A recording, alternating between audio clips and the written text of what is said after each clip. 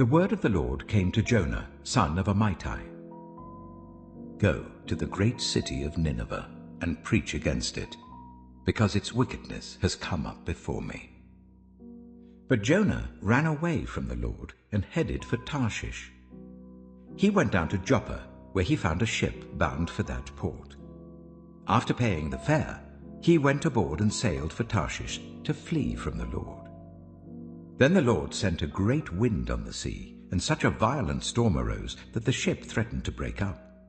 All the sailors were afraid, and each cried out to his own god. And they threw the cargo into the sea to lighten the ship. But Jonah had gone below deck, where he lay down and fell into a deep sleep. The captain went to him and said, "How can you sleep? Get up and call on your God. Maybe he will take notice of us, so that we will not perish."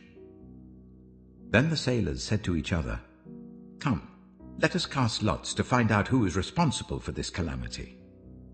They cast lots, and the lot fell on Jonah. So they asked him, "Tell us, who is responsible for making all this trouble for us?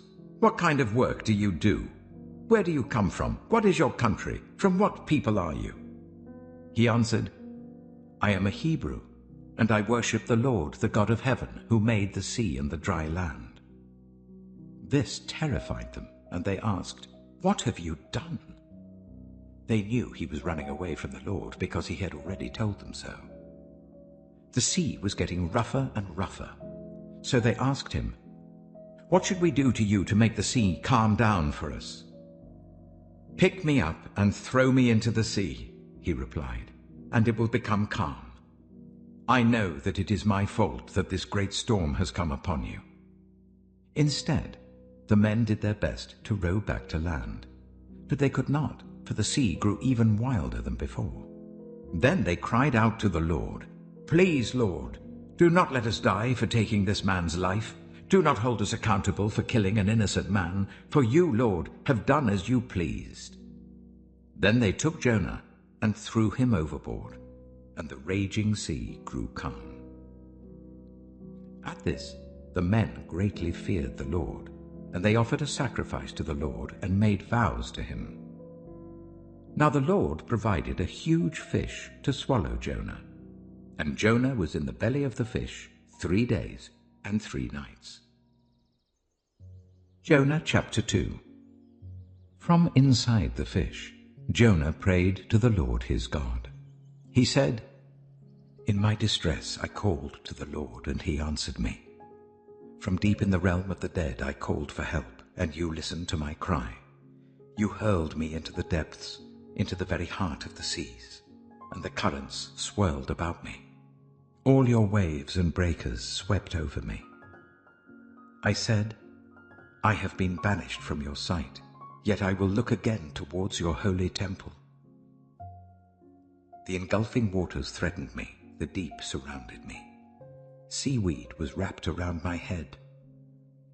To the roots of the mountains I sank down. The earth beneath barred me in forever.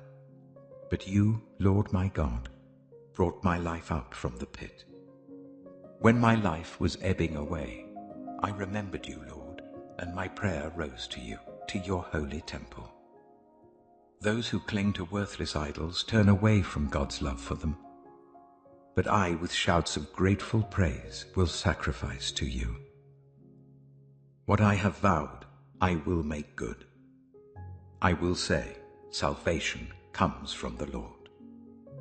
And the Lord commanded the fish, and it vomited Jonah onto dry land. Jonah chapter 3. Then the word of the Lord came to Jonah a second time. Go to the great city of Nineveh, and proclaim to it the message I give you. Jonah obeyed the word of the Lord and went to Nineveh. Now Nineveh was a very large city. It took 3 days to go through it. Jonah began by going a day's journey into the city, proclaiming, 40 more days and Nineveh will be overthrown. The Ninevites believed God. A fast was proclaimed, and all of them, from the greatest to the least, put on sackcloth. When Jonah's warning reached the king of Nineveh, he rose from his throne, took off his royal robes, covered himself with sackcloth, and sat down in the dust. This is the proclamation he issued in Nineveh. By the decree of the king and his nobles, do not let people or animals, herds or flocks taste anything. Do not let them eat or drink. But let people and animals be covered with sackcloth. Let everyone call urgently on God. Let them give up their evil ways and their violence. Who knows? God may yet relent and with compassion turn from his fierce anger so that we will not perish.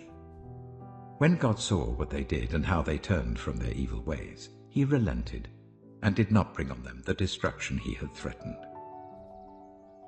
Jonah chapter 4. But to Jonah this seemed very wrong, and he became angry. He prayed to the Lord. "Isn't this what I said, Lord, when I was still at home? That is what I tried to forestall by fleeing to Tarshish.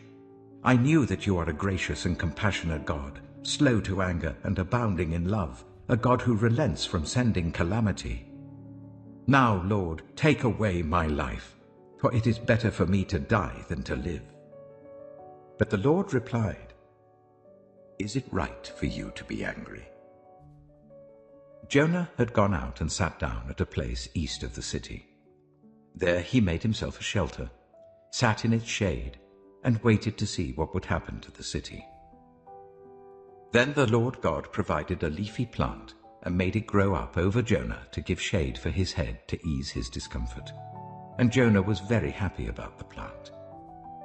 But at dawn the next day, God provided a worm, which chewed the plant so that it withered. When the sun rose, God provided a scorching east wind, and the sun blazed on Jonah's head so that he grew faint. He wanted to die and said, "It would be better for me to die than to live." But God said to Jonah, "Is it right for you to be angry about the plant?" "It is," he said, "and I'm so angry I wish I were dead." But the Lord said, "You have been concerned about this plant, though you did not tend it or make it grow. It sprang up overnight and died overnight.